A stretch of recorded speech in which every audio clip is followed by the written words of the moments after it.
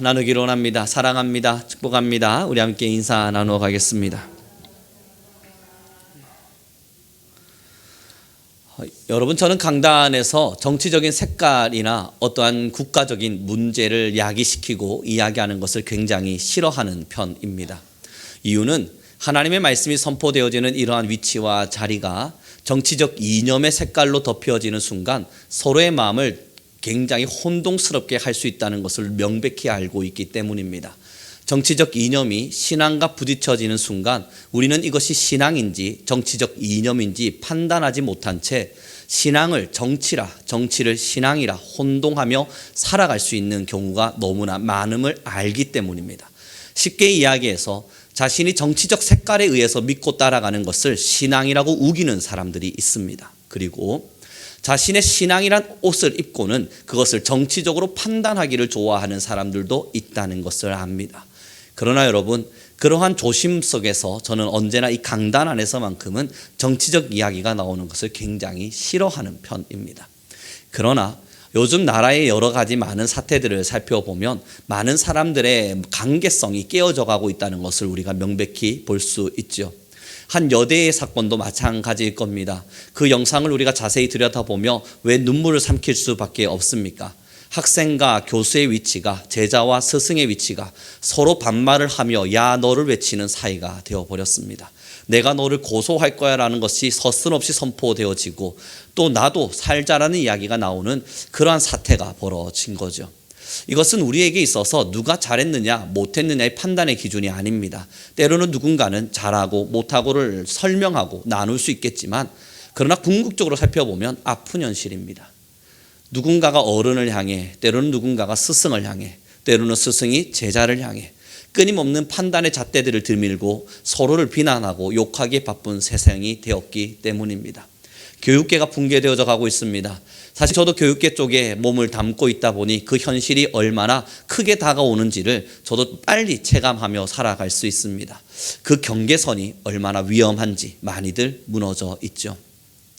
뿐만 아닙니다. 이 교육계만 무너졌는가 아무리 살펴봐도 그렇지 않습니다. 지금의 가정의 문화들도 마찬가지인 것 같습니다. 부모와 자녀 간의 관계도 또 자녀와 부모 간의 형제 간의 모든 관계들도 서스럼없이 깨어져 있어서 이제는 모든 것이 슬프다라고 느껴지는 그러한 시대를 우리는 살아가고 있죠. 정치적 이념을 말하진 않습니다. 국가적 위기를 말하는 겁니다. 어떤 것이 정치적 색깔 안에서 옳은가를 판단하자는 이야기가 아닙니다. 지금 돌아가고 있는 이 나라의 세상은 너무나 우리를 슬프게 만들고 있다는 걸 말하고 있는 겁니다. 사랑하는 성도 여러분, 무엇이 맞는지 무엇이 틀린지 각자의 생각이 다를 겁니다. 또 각자의 판단도 다르겠죠. 서로가 밀고 있는 정치의 색깔에 따라서 이념에 따라서 각자의 목소리를 높일 수 있을 겁니다. 그러기에 저는 이 강단에서 그 목소리를 높이고 싶지 않습니다. 하지만 꼭 부탁드림은 지금 우리는 슬픈 세상을 살고 있습니다. 너무나 위기고 너무나 위험한 세상이 마찬가지입니다. 그러니 부탁드리고 또 부탁드림은 각자의 정치적 색깔을 넘어 때로는 나의 이념과 옳고 그름을 넘어 지금은 판단을 넘어서 함께 울고 함께 기도하고 함께 한숨 짓고 함께 아파할 수 있는 그런 우리 교회가 되었으면 좋겠습니다. 오늘의 본문을 읽었으면 좋겠습니다. 마태복음 5장 7절입니다. 함께 큰 목소리로 읽어가겠습니다. 같이 읽습니다. 시작.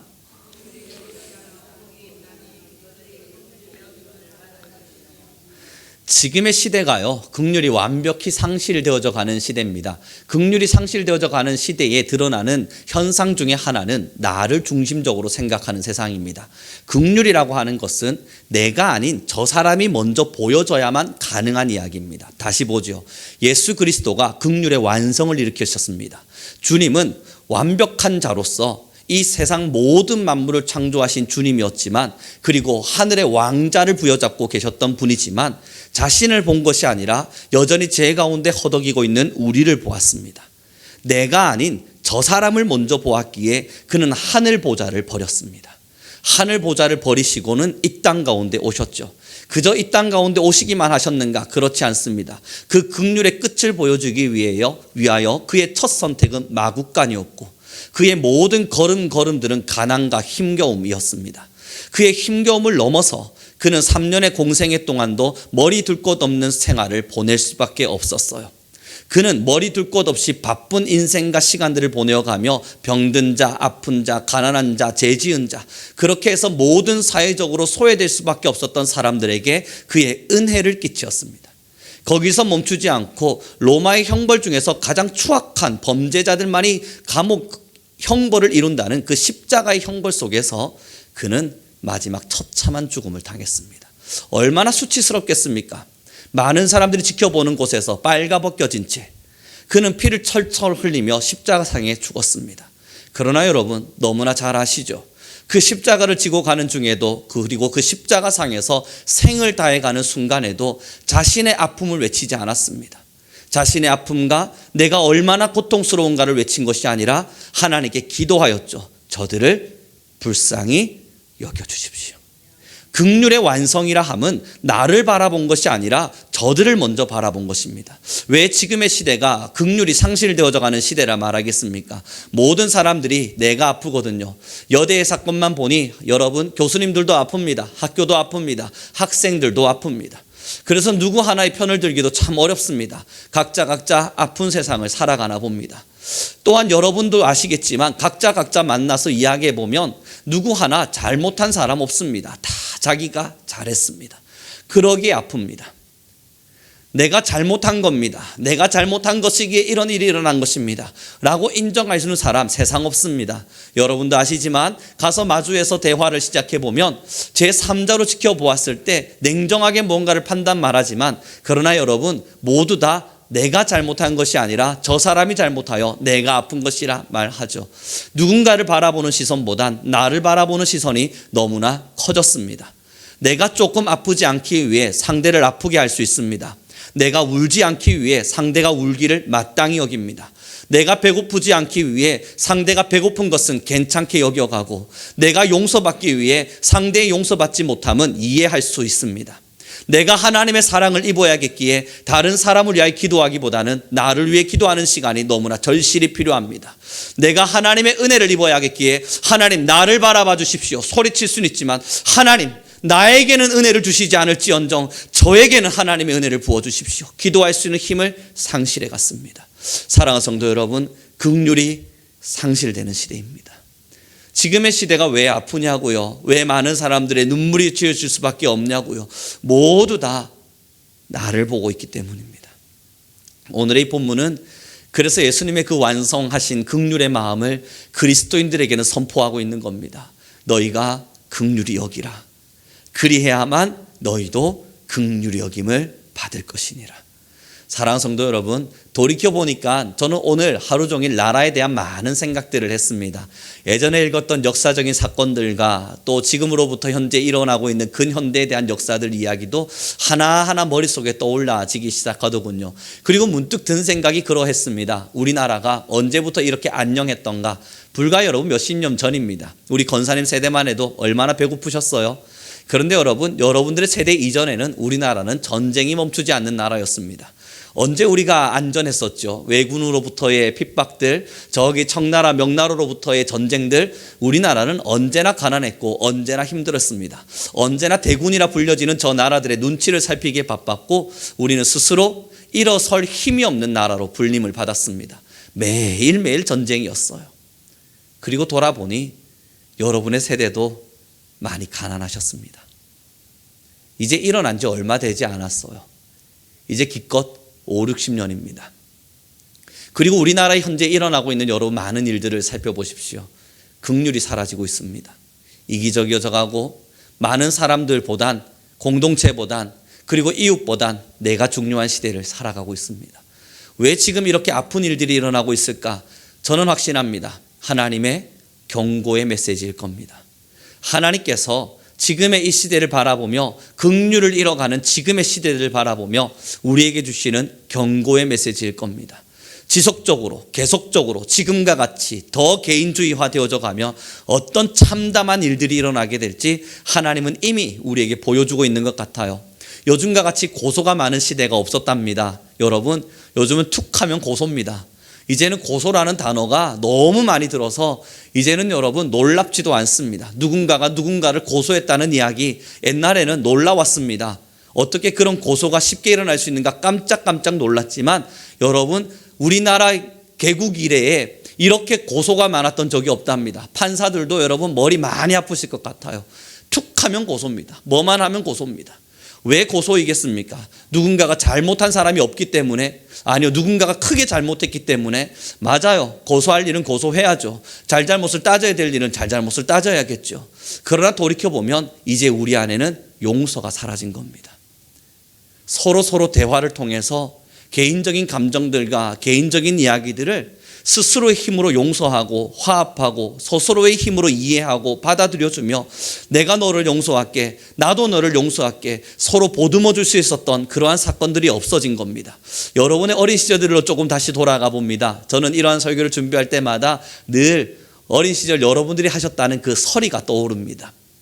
수박서리, 참외서리, 과일서리 많이들 하셨다고 들었습니다. 여러분, 그거 잘못한 거잖아요. 너무 잘못한 행위잖아요. 범죄입니다. 남의 것을 도둑질 하셨으니까요. 얼마나 큰 범죄입니까? 그러나 그것을 우리가 스스로 그냥 묻어두고 갈 수 있었던 것은 너그러운 마음의 용서가 있었던 겁니다.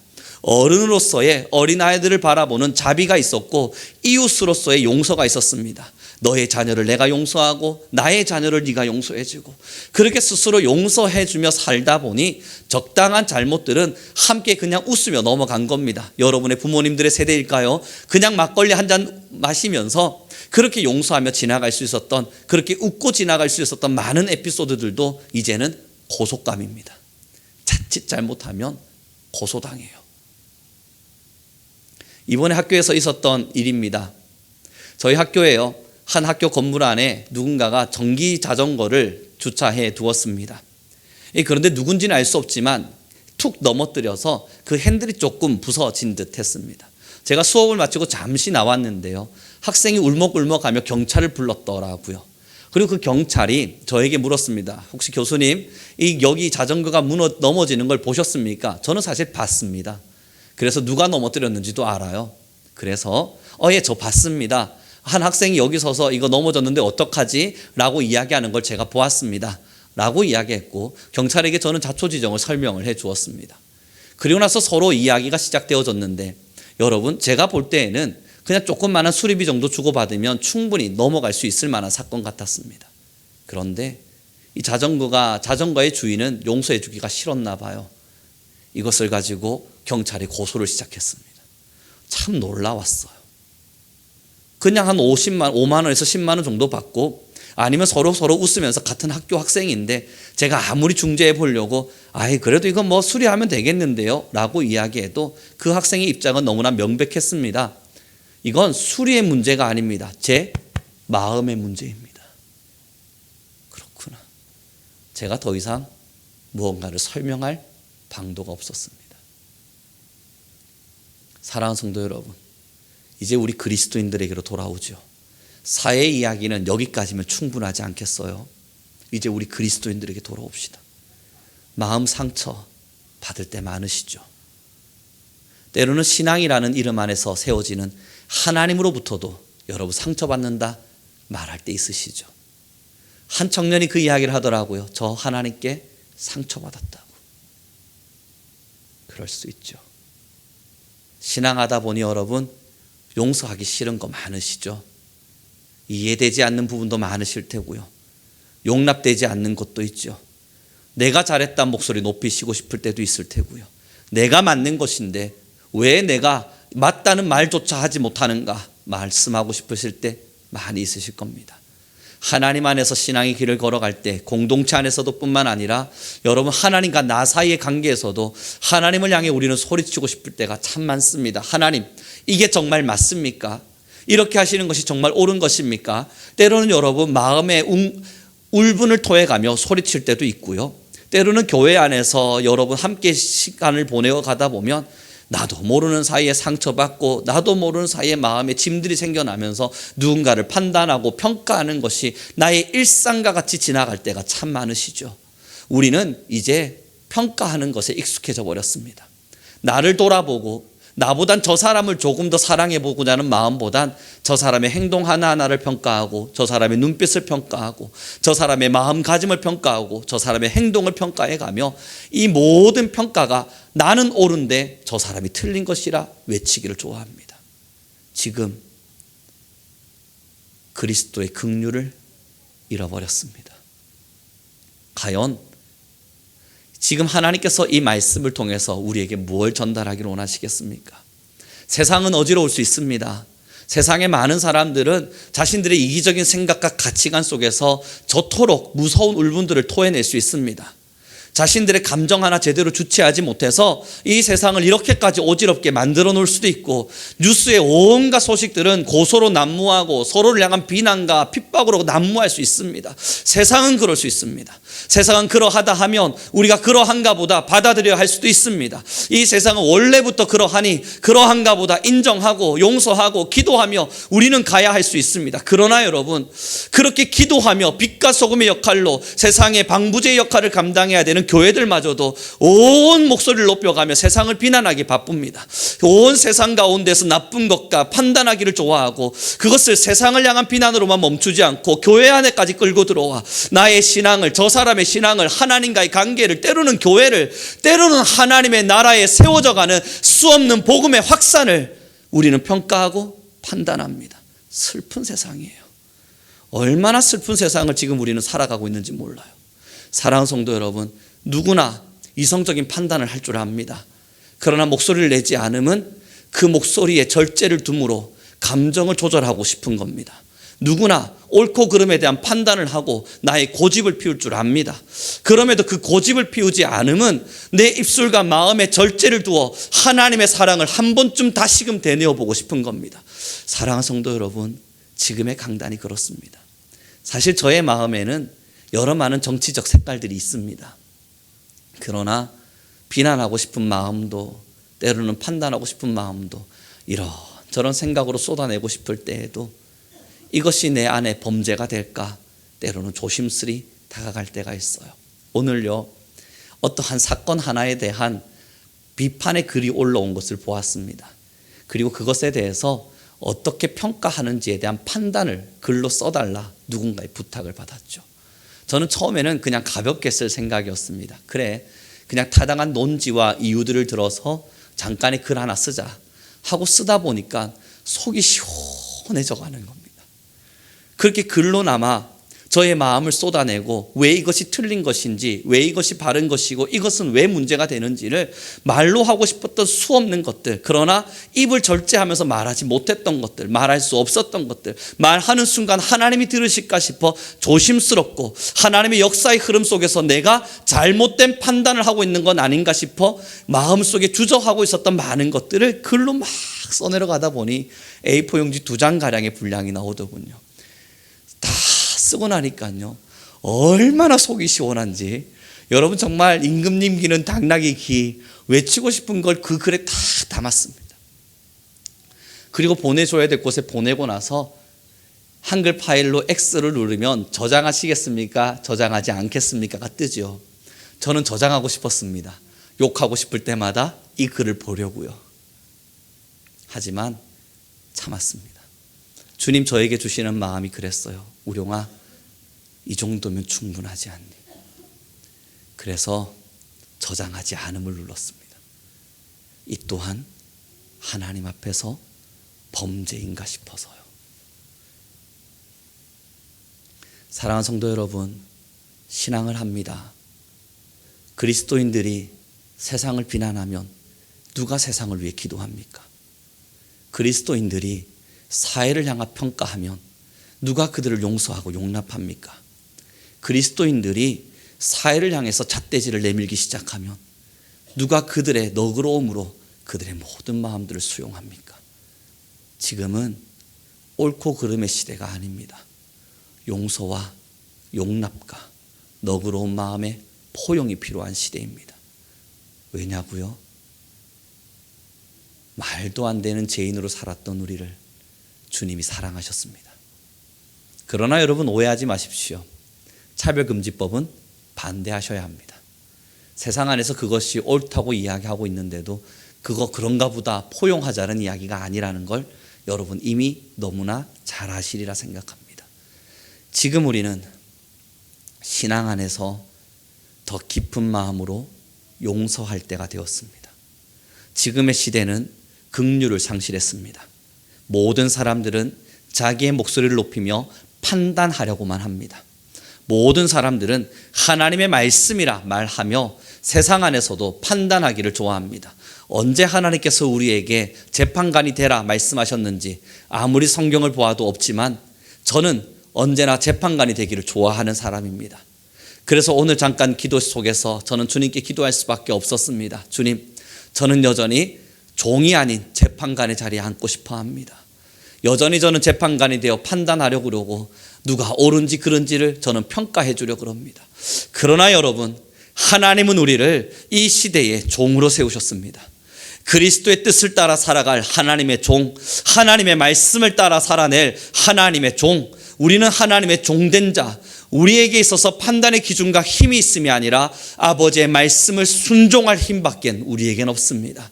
지금의 시대 하나님께서는 과연 무엇을 원하실까? 많은 세대들을 살펴봅니다. 선지자들이 움직였던 구약 시대들, 신약 가운데에서 대제사장들과 나쁜 귀족인들이 이 나라를 어지럽게 만들던 그 많은 시대들. 그러나 여러분, 주님은 그 곳곳에 찾아 들어가 우셨습니다.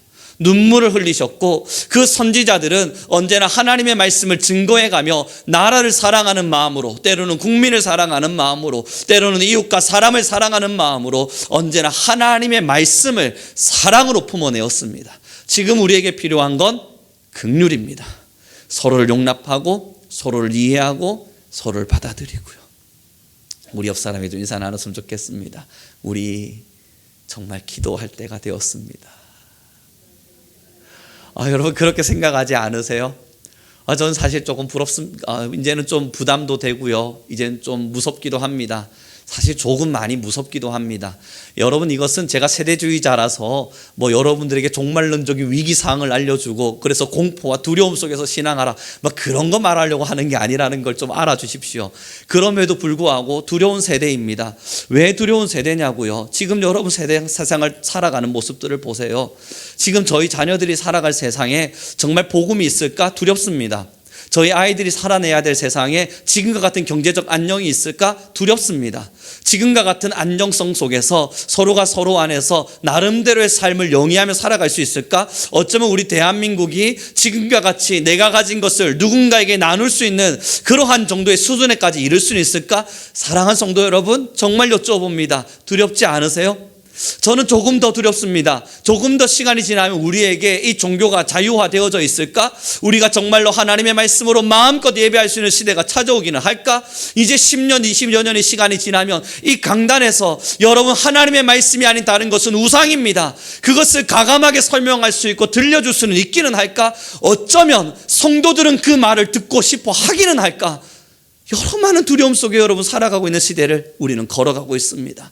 지금 옳고 그름을 따질 시대가 아닙니다. 우리는 하나님 앞에 제 옷을 입고 무릎을 꿇고 눈물을 흘리며 아버지 앞에 기도할 때가 되었습니다. 하나님, 무엇이 옳은지 무엇이 잘못됐는지 나의 짧은 지식으로는 판단할 수 있으나 하나님의 넓은 세상 안에서는 우리가 그것을 알 수 없으니 지금의 우리를 굽어 살피시사 모든 죄악을 돌보아 주옵소서. 이 나라 안에 아버지의 사랑을 더하여 주셔서 모든 성도들의 눈물이, 모든 한국 교회의 눈물이, 성도들의 긍휼의 마음이 이 땅을 채워내게 하여 주십시오. 지금 우리에게 있어서는 판단이 아닌 긍휼이 필요한 시대가 된 겁니다. 사랑하는 성도 여러분, 같이 기도합시다. 그래서 오늘 아침에 저는 원래 각오하고 있었거든요. 어제 저녁에 이제 차를 타고 부산으로 내려오는 길에 이제 나는 기도의 자리에서 저번 주 설교 저녁에 설교가 제게 떠올라 있었습니다. 저번 주 설교 때 제가 이런 말씀을 드렸었잖아요. 저 하나님 만나려고 2년의 시간 동안 매일 밤 저녁 9시 그 약속 어기지 않으려고 발부둥 쳐가며 밤새 기도했던 많은 시간들이 제게 있었다. 그리고 여러분, 이번에 차를 타고 운전을 하며 내려오는데 주님 저에게 계속 강타하시는 말씀이 우룡아, 너 나 다시 안 만나도 되니? 이런 말씀을 계속 주시는 것 같았습니다. 그래서 다시 하나님 앞에 온전한 기도로 나아갈 때가 되었다. 그 마음을 제 가슴에 품었죠.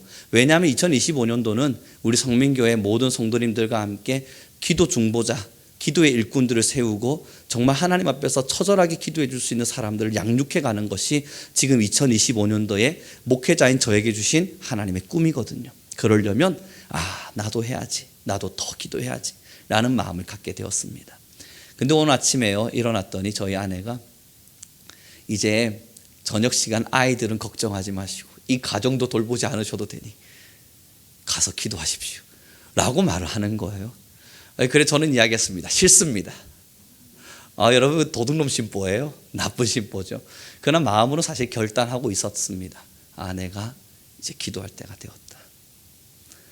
사랑하는 성도 여러분, 우리 같이 기도합시다. 나를 위한 기도는 이제 이만하면 됐습니다. 내 영혼을 위한 기도 이 정도면 충분합니다. 이제 우리 같이 기도해요. 우리 나라를 위해서, 이 조국을 위해서, 다음의 세대를 위해서, 살아갈 사람들을 위해서, 지금의 한국교회와 어쩌면 우리 신앙인들을 위해서 하나님 우리를 다시 만나 주십시오. 기도하겠습니다.